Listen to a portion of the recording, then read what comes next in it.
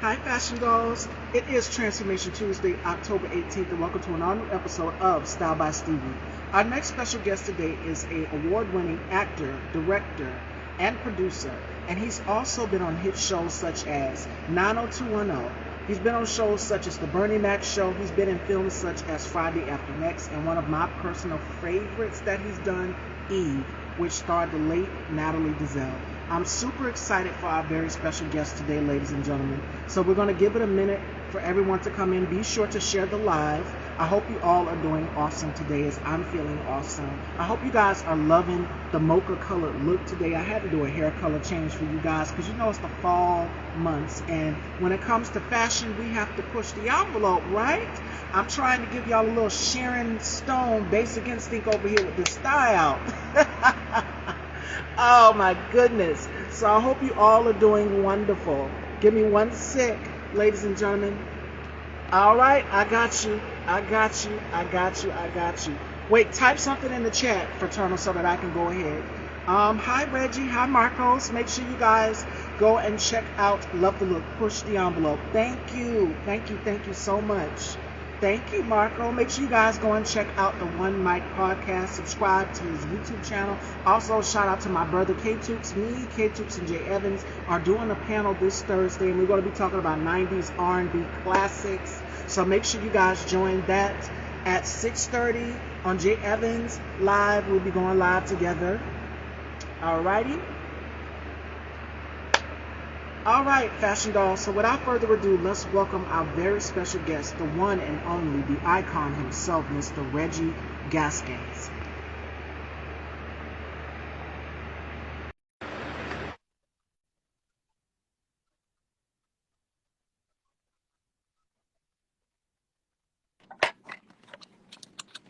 Hey, Hello, hello, and welcome to the Dollhouse. How are you? I'm good. I'm good. I got a question. Am I crooked or am I straight? Yes, you kind of sideways. So I got to turn it straight up. Okay. Yes, straight Wow. up. How's that? There you are. Welcome, welcome. Hello. Thank you for having me. You are so welcome, Mr. Icon. It is such an honor to have you here. You've worked with some of the greats, which we'll get into throughout your career. But before we kick off this interview, how has 2022 been for you thus far? Because I know we've had some ups and downs with this pandemic, this variant, so many shutdowns and so many things. How's 2022 been for you thus far? Oh man. Very thankful. Very blessed. Let me start with from a career standpoint. Forgive me if the phone is moving around. We're trying to figure this thing out. But I was able to shoot two. It ain't working. It's okay. I was trying to get my phone on the stand, but I was able to shoot two feature films, both of which are coming out in the next month or two. One is a Christmas movie called Our Christmas Love Story, which stars myself and the beautiful Kendall McCrae, and my other film entitled Because We're Done, which stars myself and the very talented Trisha Mann, who is from the television show Family Business on Yes. BET. So just having an opportunity to shoot, those two films, um, really was a blessing. Because as a filmmaker, just trying to get money to make a film is it's a daunting task. We're good, thank you. Yes. It's a daunting task, but I'm very thankful. Um, you pray and ask God to bless you to help you do some things, and when the prayers come through, you got to be thankful for it. So I'm very thankful. All the time, all the time, all the time. Now, you grew up in Philadelphia, PA. Tell us a little bit about that, and where did you get the passion for writing and acting and directing? I grew up in the Illadelph. My Eagles are 6-0. Come on, Philly fans. My Sixers, we about to be 1-0 tonight. We about to beat Boston. I had to throw that out there. Shameless plug for my two favorite teams. And my Phillies is doing something too. I don't even watch baseball. All right, now that that's out the way. I went to Westchester University, majored in accounting. I was actually pretty good at it. It just bored me to death. I remember being asleep one time in class, and my teacher said, "Are you asleep?" And I was like, "No, there's a net in my eye. I'm trying to suffocate it." No, I'm just playing. Um, Then I switched over to psychology and psychiatry because people used to like to talk to me a lot. And then I was like, your problems are depressing me. I don't want to talk about this all day. And then I was very outspoken in the Black Student Union. I used to speak a lot. Somebody asked me to give a speech one time to some people. I wasn't in the union. I can't even really remember. I'm 71 years old. I don't remember all this stuff. But giving a speech and then being asked to be in a play heightened my interest in acting. And then I went back home to Philly my senior year to finish college at Temple University, and I started acting at Freedom Theater, the famed Freedom Theater in Philadelphia. And that created the acting bug. I've been acting ever since. Never went back to college. I've just been acting ever since. And a lot of theaters back then did a lot of August Wilson plays and did Funny House of Broke Fences, Two Trains Running, Piano Lessons, plays like that. But none of them were modern plays. And I didn't want to spend my whole career, yes, about some, you know. And that's how I got into writing, to write the kind of characters that I knew about, people I grew up with, storylines that I had not seen on stage or on, and that became a passion for me. But I got into writing to play the kind of characters I wanted to play. I was like, I want to play this kind of character. And I remember somebody said, well, write it. I was like, okay. And being competitive, you know, Philly is a hard part. It's a working class town. Nobody's going to give you anything. You have to work and earn everything. So it just instilled in me a nature, work. If you want something, work for it. Don't ask for it, go work for it. And if you are going to ask for it, back up the ability to attain what you're asking for with a work ethic. And Philly instilled that in me. I try to work hard at whatever I do and try to be the best at it. At what point in your life did you realize, okay, this isn't working for me? You know, you said you did accounting. This isn't working for me. I need to do better. You went to the Freedom Theater. At what point in your life did you say, okay, I want to take the move? Because I was doing a lot of research on you. I said, he's an icon. You've done so much. I remember seeing you on Eve and the Bernie Mac show, which we'll get into, and then Friday After Next. So you've worked with some hip hop giants and some other legends and icons in comedy and things and such. And you worked with the beautiful Vivica Fox. So she was one of my beauty influences growing up because I'm a hair and makeup girl. So um, for you, at what point in your life did you realize, okay, I need to make this change and shift to Los Angeles? Okay, Philly's a rough town, and during the time that I was raised there, I was like, I got to get out of here. When I went to college and came home, you know, some of the fellas, good people, but they were still doing the exact same thing. Yeah. You know, as I'm trying to progress in my acting, I just saw the weight of the city just becoming too heavy for people's shoulders to bear. And it was becoming that way for me as well. And Philly was rugged. You know, I remember at one point, I said, I feel like I'm going to die in a hail of bullets out here. And I was like, I really want to achieve something in this acting thing. And my boy, Keith Burt, great actor, and another friend of mine, Keanu Levin, they were in the first play I wrote. They had already moved out to LA. And they were calling me, Reg, you got to come to LA. And I'm like, I don't want to. My kids is here and the theater is here. I only want to be on stage. But this town is rugged. And then I finally said, you know what? I'm going to come out. And I came out here. And within 2 weeks of being out here, I had written a play back home. 2 weeks, I turned that play into a film script. I'm like, I'm going to shoot a film. I only been out here 2 weeks, you know. And, but the shift was, I just didn't feel if I stayed in Philly, I could really maximize the gift that I felt God gave me, nor maximize the passion that was in me. And the reason I didn't choose New York and Philly were kind of like twin cities. And, um, you know, New York was just as rugged as Philly. And I was like, oh, I wouldn't be making any real difference. And I studied and did plays in New York. And LA, it's a complete difference. It's a whole new thing. Let me try it. And I'm just thankful to have been able to come out here and to be able to do some things. And from there, you landed the lead role on the ABC show Go Sick, which we're all familiar with.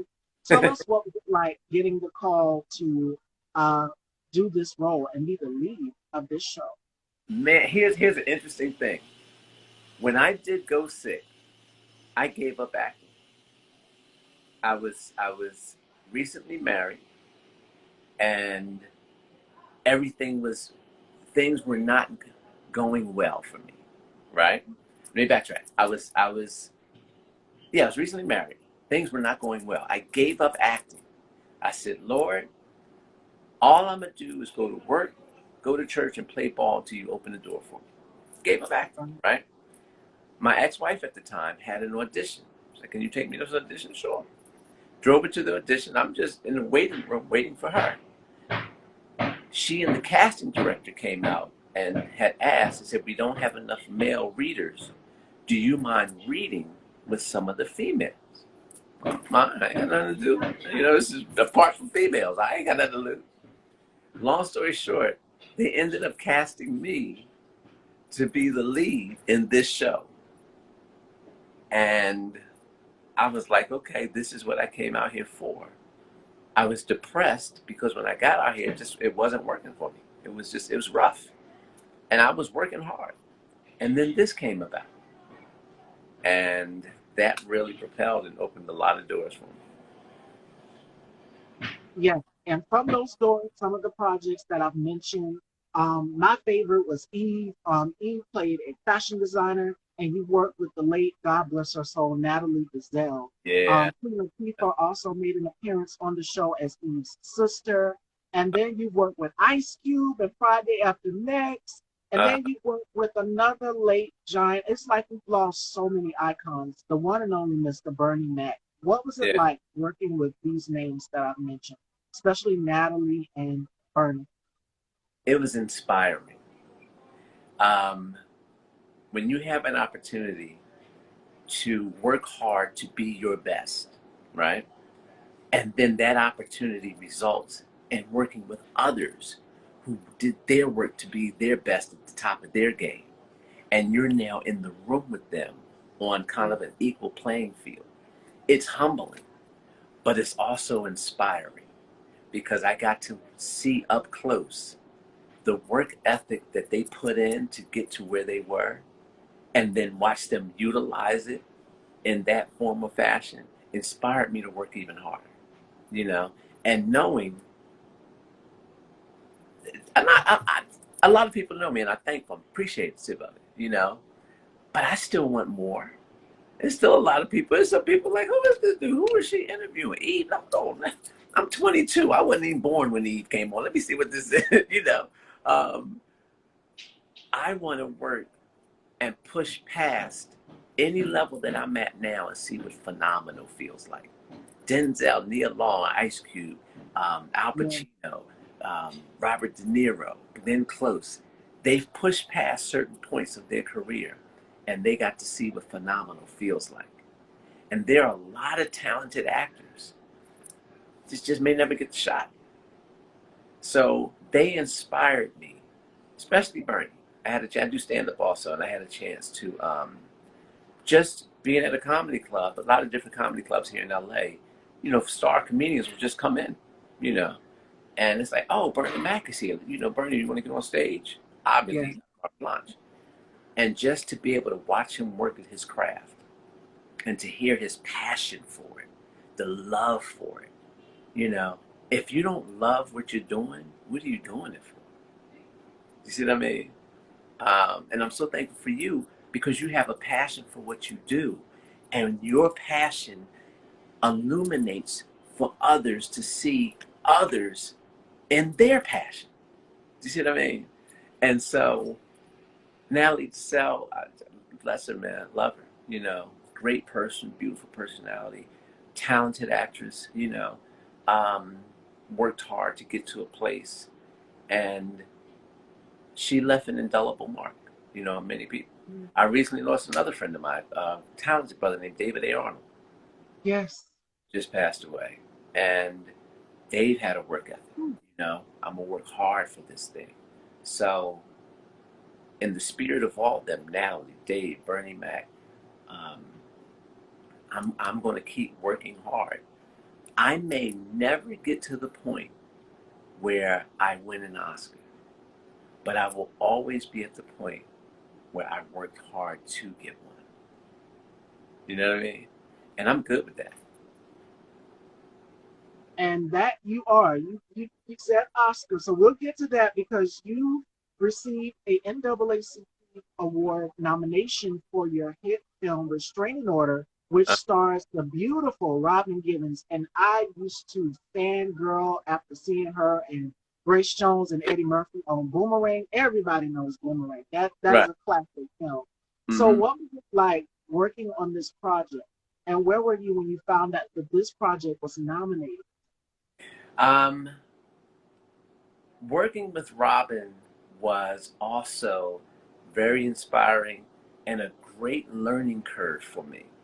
When I did that movie back in '06, Robin had a lot of heat on her for the whole Mike Tyson thing, right? Yeah. And people will make judgments on you based off of what others write, what others think, and what kind of persona you may have, right? I got a chance to meet Robin. This woman loves acting, loves it. She didn't get there because somebody gave her something. You can't be that good of an actress because someone gave it to you. You know what I mean? Because a lot of people get given parts. And when you watch certain things, black, white, Asian, Mexican, whatever, otherwise, you can tell, okay, somebody gave you this part. Because this is, Yeah. you know, she earns it. And so it was a pleasure to watch someone who was under so much scrutiny and so much fire be able to focus, hone in, and do her job. And she did her job, you know? So it was great. And at that time, I had been in LA 6 years by the time I got that deal. And because I just kept working and kept working and kept working, shooting films, shooting short films, putting myself out there, was able to shoot it. Then I have I want to win mentality. You know, I played high school basketball at Dobbins Tech with your boy Hank Gathers, Bo Kimball. Blessings to Hank, you know, rest in peace, my brother. Bo Kimball out there from Dobbins Tech. And it was that work ethic, you know. And I was like, I had a great team behind me, you know, my producers. Let's figure out what can we do to make this thing the best it can be. And that turned into an NAACP Image Award nomination. And so um, when I found out that, because, you know, good 60 films will submit themselves to be nominated. Yeah. Just because you submit don't mean you're going to get a nomination, you know. Film got to be kind of good. And I was very, very thankful for my cast. Robin, the late James Avery, had a blessed to work with him. Sean Blakemore is in the film, you know. Um, Kiki Haynes from Tyler Perry shows in the film. Had, you know, and Boucher Wright, you know, Blade's mom. Come on now. So it was a blessing that we got nominated because it was teamwork. Everybody came together, did their best for the purpose of, I call it raising the baby. You know, Yeah. pre-production is we've got a baby to raise. When the film screens, let's send our baby out in the world and see how people take to them. Did we do a good job raising the baby? You know, and that nomination let us know, hey, we raised a good kid. And people are still to this day talking about it. Like it's a great suspense film. I've watched it at least 6 times. I've watched that project at least 6 times with John Blake, but I wasn't expecting that ending part. Where do you get the inspiration from for writing your projects and your Three things: characters that you very rarely see African Americans play, or storylines that you very rarely see given to an African American cast. You may have seen African Americans play certain roles in certain stories, but sometimes not an entire cast bringing a story to life, you know? And the third thing for me as an actor, um, you know, I did Fences and Two Trains Running and Funny House of a Negro, Sophisticated Gents. I was a dramatically trained actor in Philly. And I come out here and I start talking and folks start laughing. What y'all laughing for? Like, Reg, you're funny. No, dude, no, these ain't jokes. I'm supposed to be serious now. You know, I'm Corey from Fences. In 20 years, I'm going to be the dad in Fences. You're supposed to be crying. Nigga, that's hilarious. So my boy Earthquake said to me, the greatest advice ever given, because I did not want to be a comedic actor. Did not want to do it. I wanted to do drama, you know. Earthquake said, Reg, if they want to pay you to be funny, be funny. Wow, that's kind of great advice. Yeah, you're thinking there, Earthquake, that's smart. And so for things I get hired for, I'm okay with drama or comedy. But most of the films that I wrote early on were all dramas because that's what I love. And so the two films I have coming out now, they're both romantic comedies. But the thing that inspires me most is just writing interesting stories with interesting characters. Now, your other project, The Lion Truth, has won Best Picture and Audience Choice Award at the AT Heritage Film Festival and was a fan favorite at the 2011 Cannes Film Festival. What was that for you like? What experience was that for you? Oh, that was great. This is how that film came about. Many times, many of us as actors, you know, after auditions, we may get together. This was back in the day when folk used to actually drive to auditions.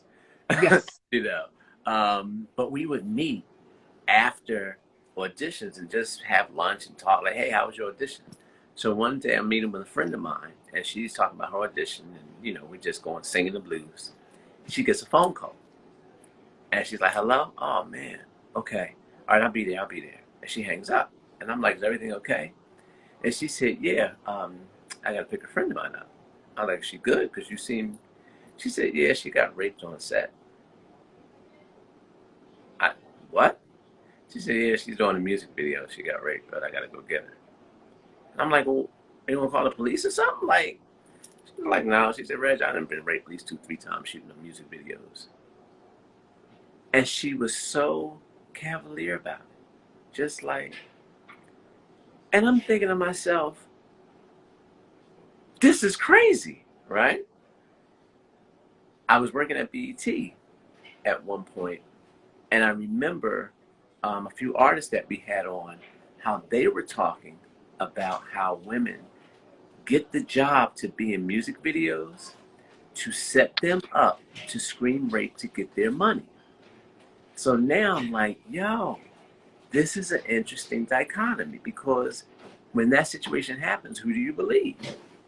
And that's what gave me the impetus to write this film, The Lying Truth, because I wanted to bring illumination to this scenario of molesting women on set using your power and illuminate. There are some times when people I'm just trying to get this boy money. And so that's why I wrote the film. And it became an interesting talking piece when I wrote it, because it was like, who do you believe? When just those two people know the truth, who are you going to believe? And that's what made me write the film. And it's also available on Amazon. So if you guys have not seen it, it's powerful. Go out there and see it. You guys can stream it. Right. So, yeah, it's on Peacock now, actually. We graduated to Peacock. Yep. Okay. Peacock Tubi also. So go to Peacock. Go to Peacock and watch it. How does it feel to have your project on there as well, too? Because Peacock is a pretty popular platform, streaming platform as well. Yes. It's great. I'm loving it. I've made Netflix before. Restraining Order made Netflix when it came out. I really want I want to do a Netflix film now.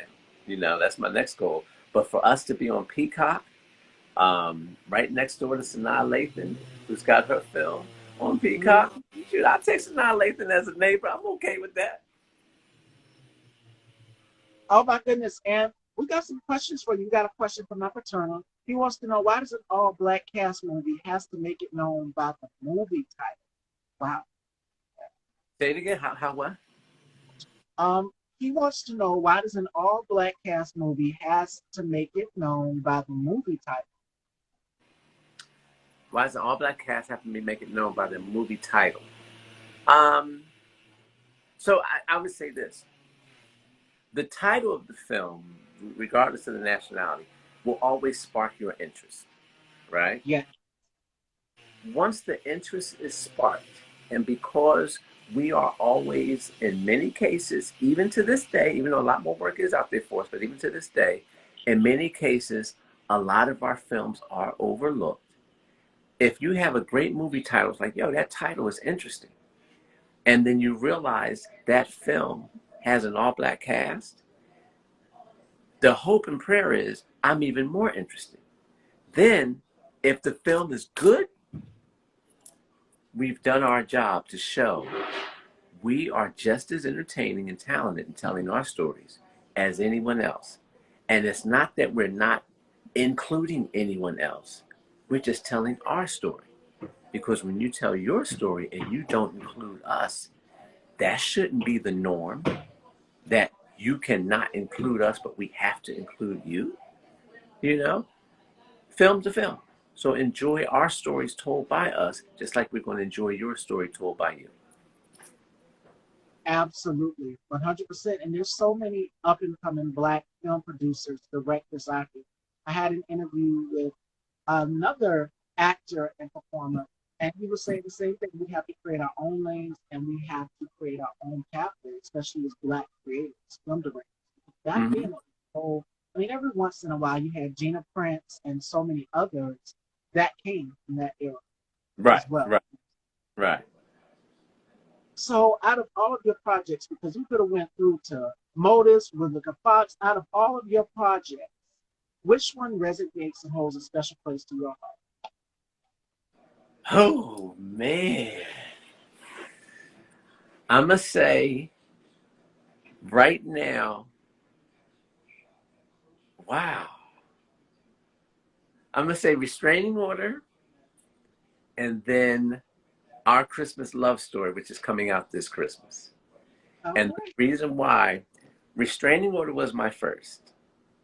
And it was a labor of love, because African American filmmakers, the budget is realistically $200,000, and we got $400 to make the movie. you know, so it was labor of love, and it did its thing. And Our Christmas Love Story, which is my last so far, I'm about to shoot another one, but that's the one I just recently finished. It was so much fun making the films, and they're films that I believe audiences will galvanize to be like, hey, you Yeah. have to see this movie. And I just feel, and the Lying Truth, I love the Lying Truth too, but Restraining Order, I'll say Restraining Order because it was my first. Okay, with Robin Givens. All right. Uh-huh. Fashion Dolls, do we have any questions for Mr. Gaskins here, the icon himself? I'm so honored to have you here in the Dollhouse because I've been a fan of you on Eve and Friday After Next and all of these other shows. I'm about to freak out on. I just realized, yes, yes.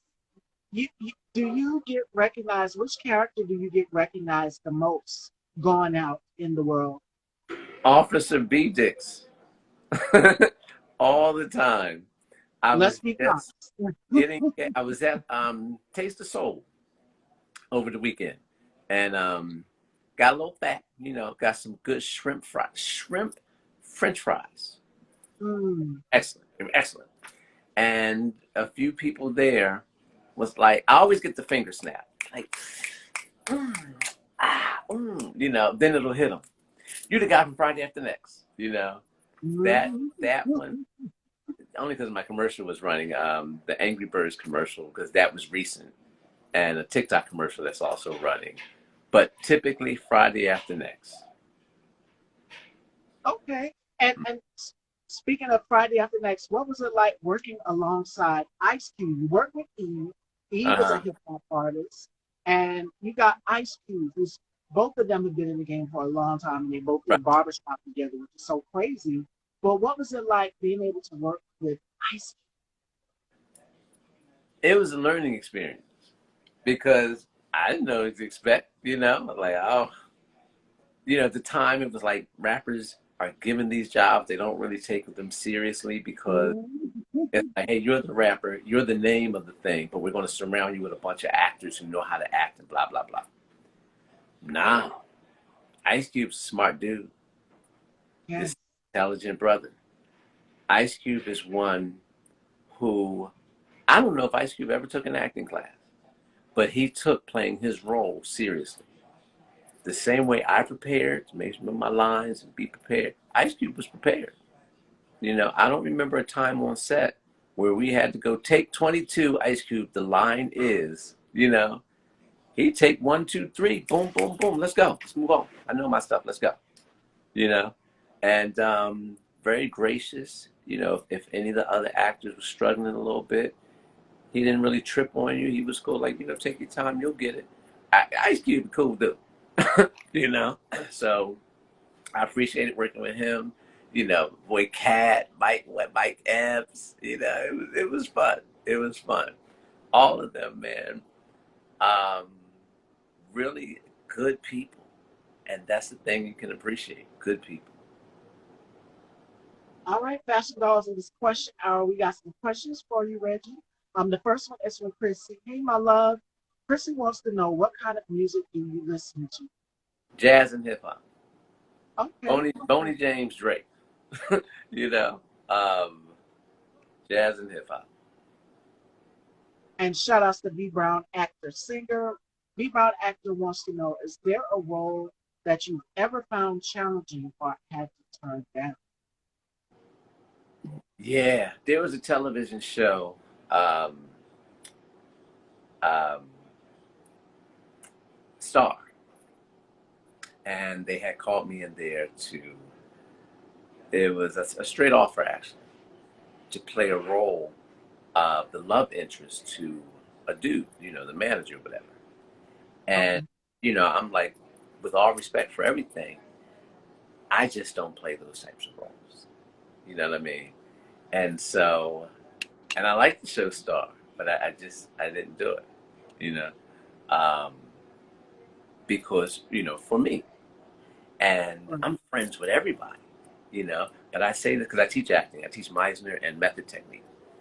And I tell my acting students, don't judge a role. Don't judge the character because you're being asked to play that character. In a film about God, somebody got to play the devil. You know what I mean? But don't feel bad if you don't feel the role is for you. That's the difference.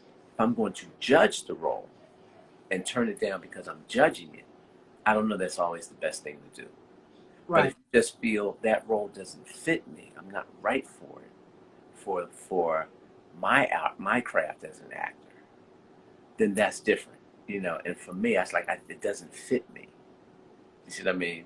So I'm not judging the role, and I'm applauding anybody that does it, and I'm gonna hang out with them after. Like, yo, what was it like on set working on Star? You see what I mean? Um, but if it didn't fit, it just doesn't fit. But yeah, that was when I turned down. And what's crazy is because it's like it all ties in. Some of your cast members from Eve and Friday After Next tie into these shows that you've mentioned. Star Queen Latifah was on Star, Yeah. so that's crazy. That and it goes back to Eve. So have you ever ran into some of your Eve co-stars? Do you keep in touch with any of your co-stars from the show? Oh yeah, my boy Jason George doing his thing on 911 and on Grey's. Yes, with Angela. You know, um, um, Brian Hooks, and every now and then I may see Brian from time to time. I see him pop up in his little films all the time. But it's always good to see him. I would see Natalie around town or whatever the case is. But mainly Mm. Jason George. Jason George, good brother, man. That's a really good dude. I really appreciate Jason. B. Brown, actor singer, says, any regrets behind it? No, but behind turning down the role, Yes. no. Um, because I'm comfortable. I'm okay. You know what I mean?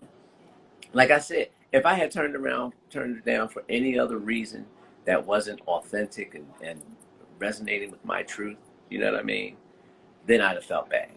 'Cause, like, I'm only turning down this role for reasons that aren't even believable to me, you know. But I was like, no, I'm okay with this, you know. And my agent called me and she said, Reggie, they're just inquiring, but you're up for it. I'm like, nah, I'll pass. Right. And in Hollywood, in the entertainment business, I think it was Leslie Jones from Saturday Night Live. Uh-huh. She's wanting to do other projects as well too. She said that actors sometimes get typecast. And I wanted to know your thoughts about it because when it comes to us as black actors, Mm-hmm. well, I want to get a horror film, so I'm no Holly Berry, but yes, for actors, black actors out here, because they only put us in one specific role, like we're either playing the criminal or the struggling mom or father, Uh-huh. struggling family. How do Right. you feel about black actors being typecast in Hollywood? It happens, man. It happens. And there's no way, the only way around it, two things. Showcase yourself outside of that type. Yes, You know what I mean? And two, never let them pigeonhole you into that type. So you have to figure out a way to bust through the barrier and say, now it's okay in certain aspects to be typecast because that means you're worthy enough to be casted and we see you as this type. So that's fine. But that's not all I am. Do you see what I mean? That's not it. Now, if someone is just a model and they're typecast as a model, it's like that. I'm only a model. sure. Do anything else. So if I'm being your film, cast me as a model, right? That's fine. But if I'm an actor, I'm not just a black actor who's a thug, or if I'm the nerdy guy, I'm not just a black guy who's a nerd and can only play the nerdy guy. Give me an opportunity to showcase myself. Edward Norton, you gave him an opportunity, came out as a nerd and does all kinds of stuff.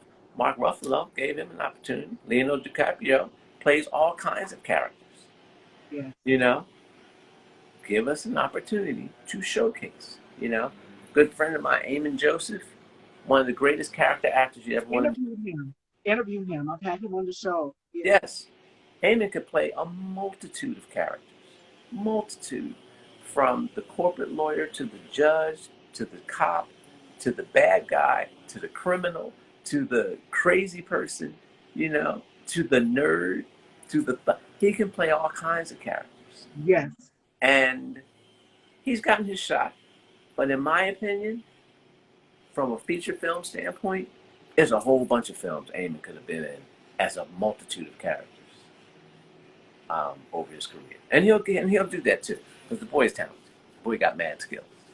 Yes, and I asked him about that. We did that interview back in 2021, and I said, "Do you feel like your characters?" Because I asked him, I said, "Why are your characters always villains in almost everything?" Because he did so many projects. He did, what was it, Zane's Sex Chronicles, and he went on to do so many other shows. And I said, "Your character in almost everything from Snowfall to here is like a villain in some sort of way." And he said Right, about having range as well as Jennifer Lewis. Everybody knows Jennifer Lewis. She said for actors out here, you have to have range when right, portraying specific characters. You're not just a mom. You're so much more than just what they want you to be. You gotta have right, right. And that comes with study. And range. I'll tell you honestly, interesting enough, in the Instagram, Facebook world, the digital world, and because people post so much stuff, people post things that make them entertaining, right? Producers are in the business for their show or their movie to make money. So I need to bring on someone into my film or into my television show that the masses are looking at so that my show can make money. It's a business, right? There are a lot of actors who can galvanize audiences but don't study the craft. Is that bad that they're given a shot to make the show money when they don't have talent? Or is it a good thing that someone figured out a way to maximize what they have to make money? You know? So in this day and age, you have to do what works for you, but be respectful to the craft. That's what I would say. If you've never taken an acting class, but you got a million hits, and when you come on set, be respectful to the craft. Know your lines and give us a good character. Give us a good show. You know, because it is show business. I know how to put on a show, but I also know the business side. So I don't down anybody how you get your paper from this acting game. But I will down you if there's not respect for the craft. Don't come on set not knowing your lines. Don't come on set just thinking, oh, I got a million followers. I can do what I want. I'm not going to listen to the director. They need me more than I need them. That's not being respectful to the craft. But once you're there, however you got there, and you're doing your job and being entertaining, funny, dramatic, whatever the case is, and it is based off of just how many viewers you have, do your thing. Much true. Exactly. And we have some more questions from you. From Devon Actor. He wants to know, how do you feel about doing reality TV? No, no, no. Reality TV for me is one thing that doesn't respect the craft of acting. It makes money. It's great for business. And for no matter what race you are, Italian, African American, Asian, whatever the case is, I've written for a reality show. And I'll say it again. I've written, which means it ain't always real. Okay. God bless them for making their money. I wouldn't want to be on it because I love acting. And in a way, you've kind of done it with your web show, Reggie's Family and Friends, which was a hilarious web series, by the way. I watched it all the time. So tell us, what was that like working with family? Because I interviewed yesterday. Who did I have on the show? I forget because I've had so many guests. Uh-huh. Please forgive me. Raynard. Raynard was on the show yesterday. A singer Okay. actor by the name of Raynard. Mm-hmm. And he and his family own a production company. So it's Okay. the son, his daughter, and the mother of the children, his significant other.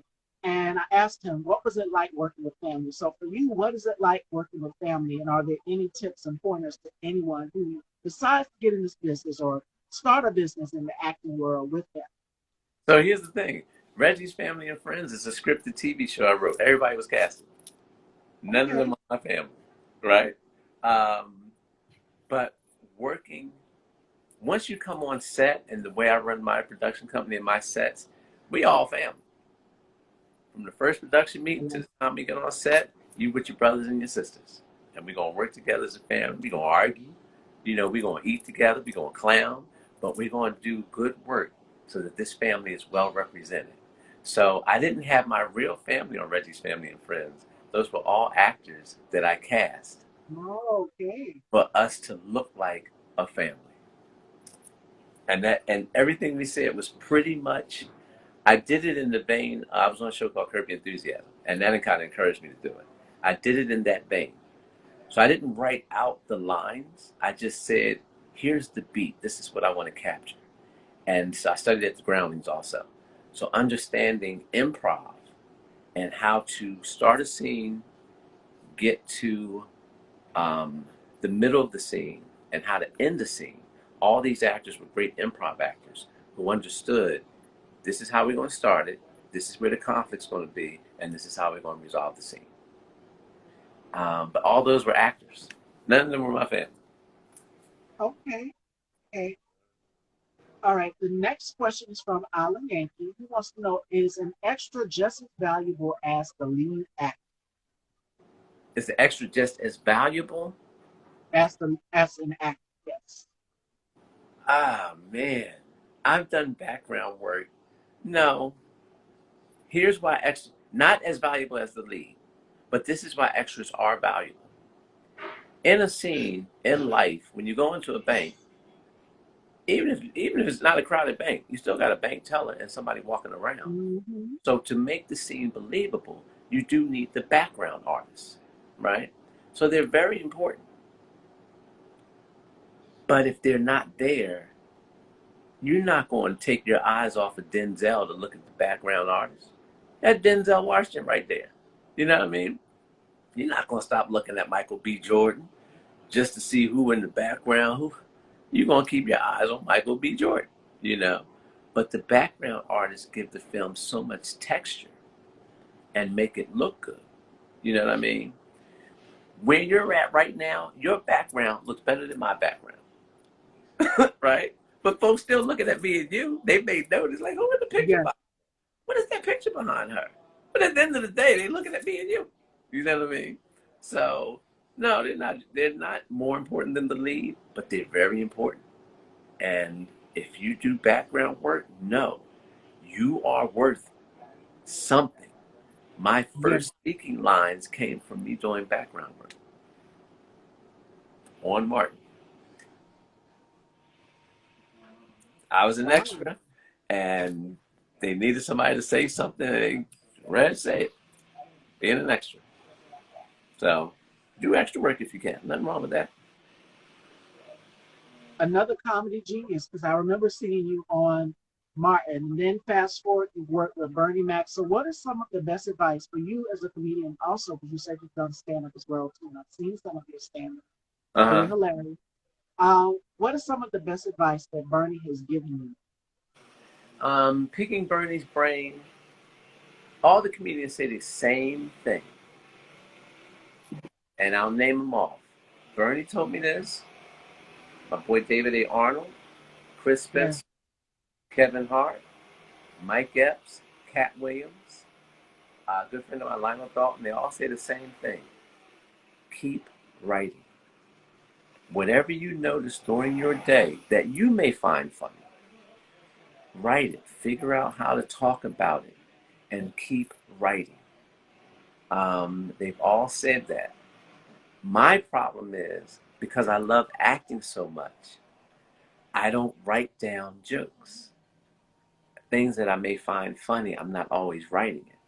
My boy David would see something and he'd like, oh my gosh. And he would start formulating the joke around that. Kevin Hart and I, me, Kevin Hart, David, was Chris Spencer. I think Chris Spencer also. We all played on this basketball team together. Kevin Hart and I are from Philly. So we got our little Philly talk. You know, we clown around talking Philly. But something happened. We're in the middle of a game now. Kevin Hart got to figure out how to write down this goddamn joke. I'm like, bro, Kevin, we down 6 points with 2 minutes left in the game. Can you write your joke later? You know, me wanting to write a joke later and him wanting to write on the spot got him making millions of dollars. You see what I mean? So having an opportunity to listen to them and watch them. David Arnold, Chris Spencer, Kevin Hart, Earthquake, Cat, when I tell you their work ethic to be the best and at the top of their field and having a chance to witness that is also something that always inspires me. So the thing I love doing most is making films. I'm always looking to create and write what's the next film, you know? Mm. It's a little more difficult for filmmakers because you have to sell your script. We're doing stand up. I just have to sell me. I just got to go to the comedy store, and if I have a great set, folk will know about it, you know? Where with the script, let's say you're an agent. In one day, you may get 70 scripts. You can't read 70 scripts. I don't give a darn how many speed reading classes you took. You know what I mean?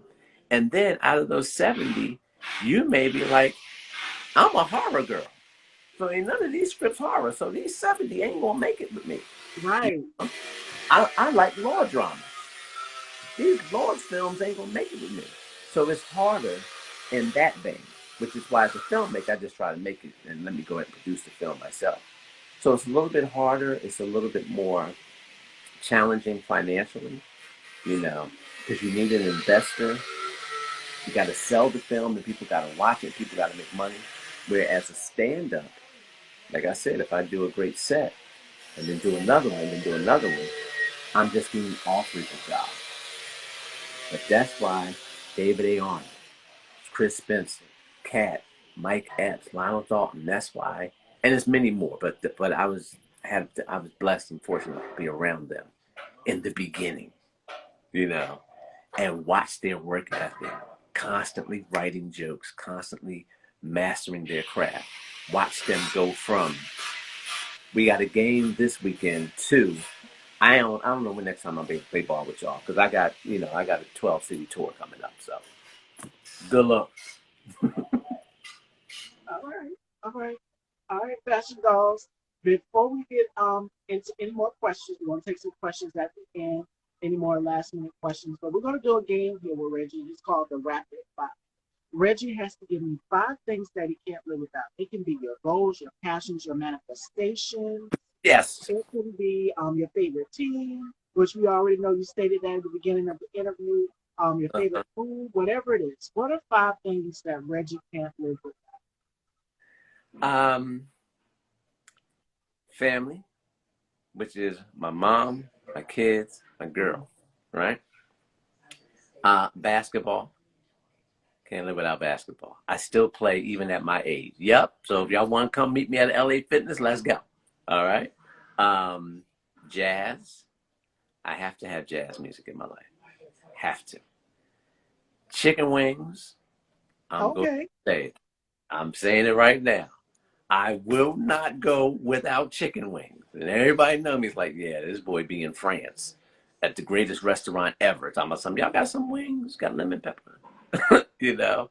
Um, and the fifth thing, which kind of goes without saying, and it's not fifth, it's actually first, but I'm just bringing it in, is my faith. Yes, I will not live without faith. absolutely. And I'm glad that because you made me think about David for a minute. Someone in the comments said, yes, definitely sending love to his family.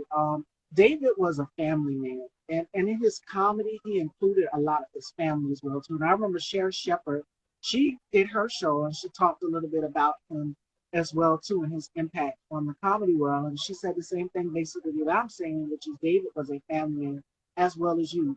Oh, What yeah. advice do you give to comedians that are on the road finding that balance with, because it's difficult. Uh-huh. Lunel even kind of touched on it a little bit as well too, with being away from family while on the road.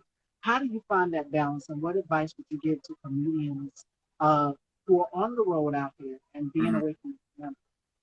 Make sure your family has the security to know that when you're on the road, they're still a priority. Many times you get on the road, sometimes it's some of the greatest jokes ever told. It's like, man, I couldn't wait to get on the road because my kids and my wife was getting on my nerves. And there's nothing wrong with that. As long as they know that they're still the priority. I knew Dave's wife. Dave's wife is the one who introduced me to Dave, right? Me, Julie, and Dave were neighbors. We lived next door to each other for a few years. You know, Julie's a wonderful, beautiful person. My heart goes out to her so much. Um, but when Dave's on the road, when any comedian's on the road, if your family knows he's out there representing me and us and the family, we good. Because now your support system got your back. Those prayers that they're saying for you, you feel them. If you're on the road being honorable and respectful to your family while you're away. All right, fashion dolls, and that touches on that. If you guys have any questions about getting into the comedy realm, because it's not easy, like going to comedy clubs and things. I was watching Sherry Shepherd, and she was talking about her experiences going to comedy clubs. So many other comedians, Richard Pryor and the late Bernie Mac, of course, and we've heard some of their experiences with getting into comedy and how difficult it is, because you got to be able to handle being away from your family and things like that. So that's why I had to ask. Right, right. Yeah, it's a beast. And I give so much respect to stand-up comedians because it's not an easy job. You know, it is you, your brain, that has to entertain 100 to 10,000 people, Yes. you know, and that's a daily thing to figure. And I've only been around Sherry a few times, had a chance to meet her, very wonderful person. But much respect to her for being able to have longevity in this by creating a niche for herself through herself, you know. And that's the biggest thing that we all have to do. One thing I tell my kids is life is a war between those who want it and those who want it more. And you have to ask yourself every day, how bad do I want it?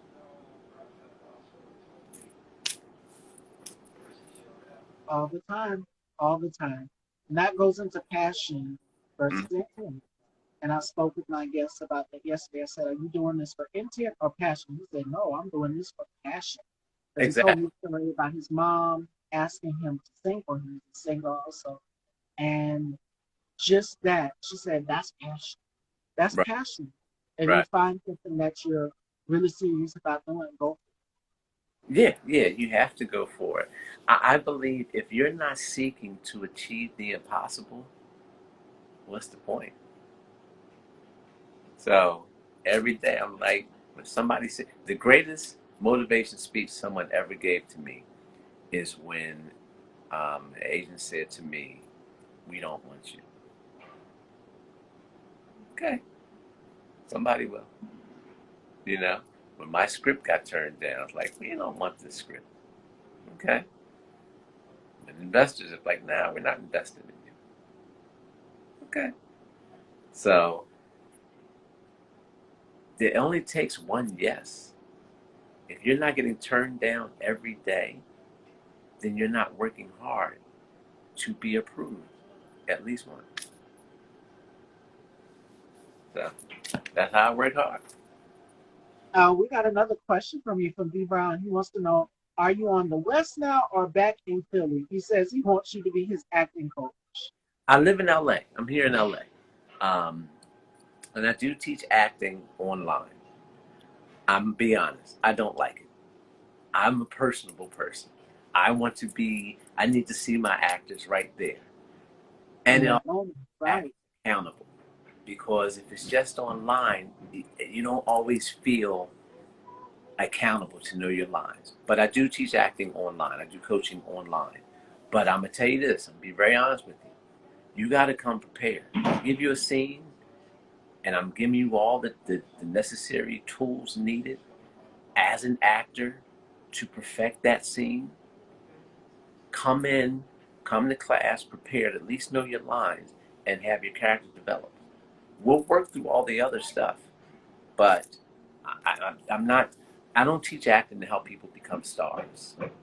If you want to be a star, what I teach ain't gonna help you. But if you want to be a respected actor, people's like, yo, I respect this person because they know the craft of acting. I'll at your boy. Absolutely. You have to be passionate about it. Don't just go into it because a lot of people say they want to get into the industry or the business and they want to become actors, comedians, or producers, and you have to be willing to do the work in this because this is not a game. Like sitting up sleepless hours, tireless hours on set, Right. away from your family and things like that. It's a job. Mm. Another question is, are you ever too old to get a big break in the industry? Heck no, not at all. Not listen. Let me go ahead and say this. Let me break this down. You could be 60 years old, spent your whole life as a litigating defense attorney. Your whole life. I don't want to be an attorney anymore. Now I want to get into acting, right? Well, all the parts are for young people and this, that, and the other. Somebody always got to play somebody's dad. There's always some sergeant that's a veteran cop. There's always a doctor who's been a surgeon all his life. There's always a possible trash man or something. This is that noise they were talking about. I'm moving so the noise isn't there. Um, okay, can you still hear me? Yes, I can hear you. Okay. Um, but somebody always got to play those roles who are that age, right? So if that's the case, and you're now breaking into acting, and you've studied the craft, and people can see that you have a respect for the craft, and you're putting yourself out there, and you have the mentality, how bad do I want it, and I'm going to constantly go Mm-hmm. after it. Somebody will recognize that, and you'll book a part 60 years old just getting into acting. I promise you, it all starts. Everybody can see your passion, and everybody can see through somebody's like, yeah, I'm just in this for the money. Passionate people, when people see your passion and see your love and your desire for something, that in many cases will trump, let me just get into it and see. And you got to believe in yourself. You can't walk around like, yeah, well, I don't know, maybe you like me, maybe you won't. Okay, next. You know, if you're 60, no matter what age you are, if you're just getting into it, go for it and believe in yourself. You're going to be all right.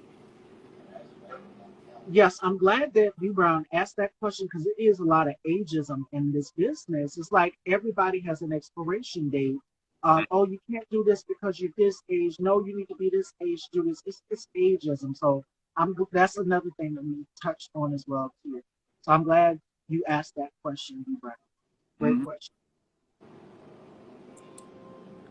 Yeah, don't let ageism stop you, and don't believe that you're too old for it, because you're not.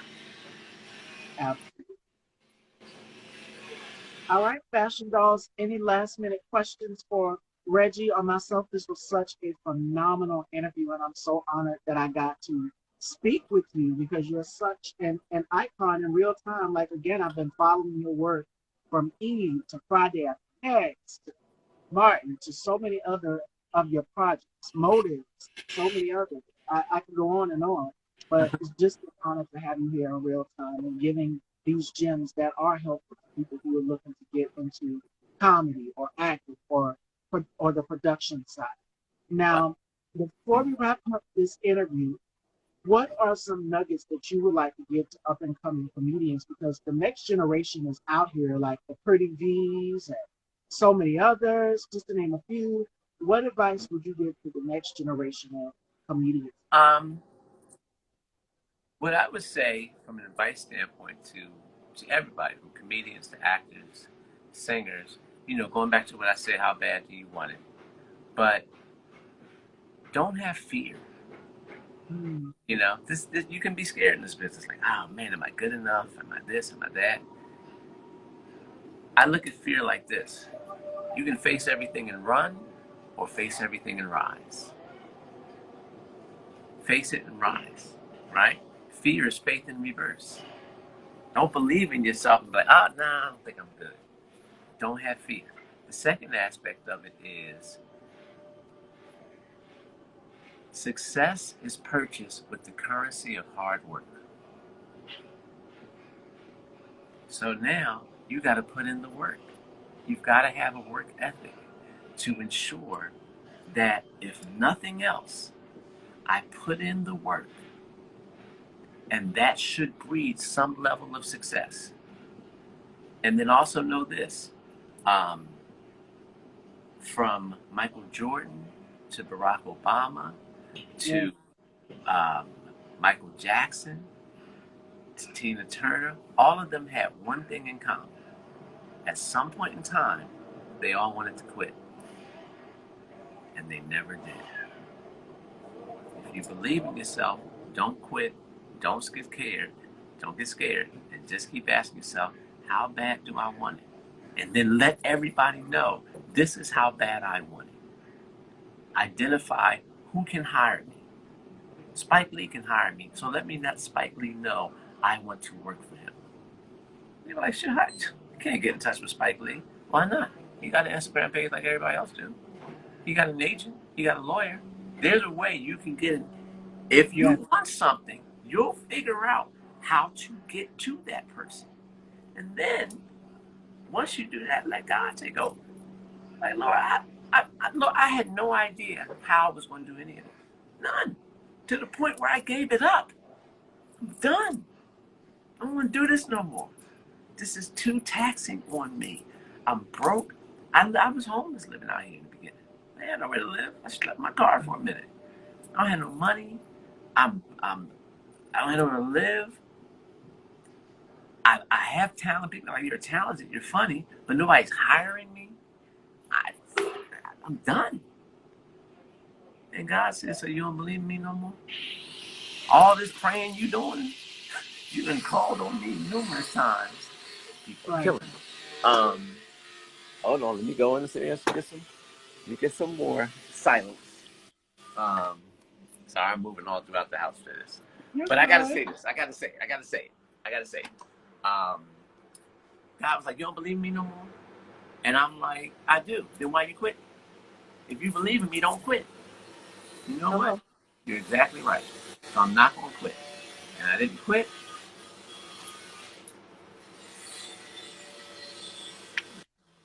All right, fashion dolls, and we're now at the end of this journey.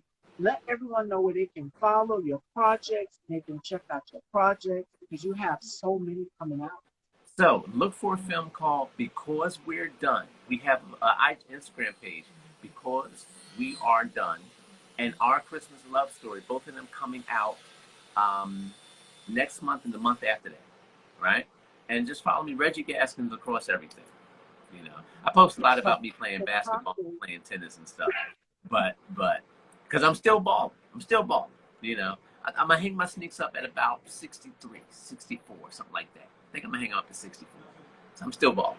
Um, and if I do a stand-up show, I'll let you know. But if anybody's interested in the acting class, I do it online. Just hit me and we can talk about it. B Brown, definitely go and hit Reggie up. Go and check out this project. Perfect for the holidays and just in time. So thank you so much, Mr. Gaskin, Reggie, for giving us Yes. just a few minutes of your time. It was such an honor having you here and a dream come true. Again, I've been watching Mr. Steve and Martin and all the other platforms. It's just amazing to have you here spitting these gems on my back. Cool. Thank you so much for having me. I truly appreciate it. And I appreciate you and everybody. Listen, know where'd I go? I'm still here. I'm still here. Know this. She's doing a wonderful thing for artists and for you by keeping you connected with us and us with you. So I thank you and applaud you. And I appreciate you. You are so welcome. Ladies and gentlemen, Mr. Reggie Gaskins. Joining me tomorrow, ladies and gentlemen, we have model D. Whitkins, and we also have Thursday, Antino Crawley Wadi, who will be here Thursday. Friday, we have Wayne Scott Lucas, who is the man behind Janet Jackson. Tina Turner, as Reggie here mentioned, he's worked with Mary J. Blige, so many women in Hollywood styling up. He's a celebrity fashion designer and stylist, and he will be here Friday. So make sure you guys tune in for that. I love you all, and thank you all so much for tuning in with our very special, iconic guest, Mr. Reggie Gaskins. It's such an honor having you. Thank you, y'all. Be blessed, y'all. You too. Take care.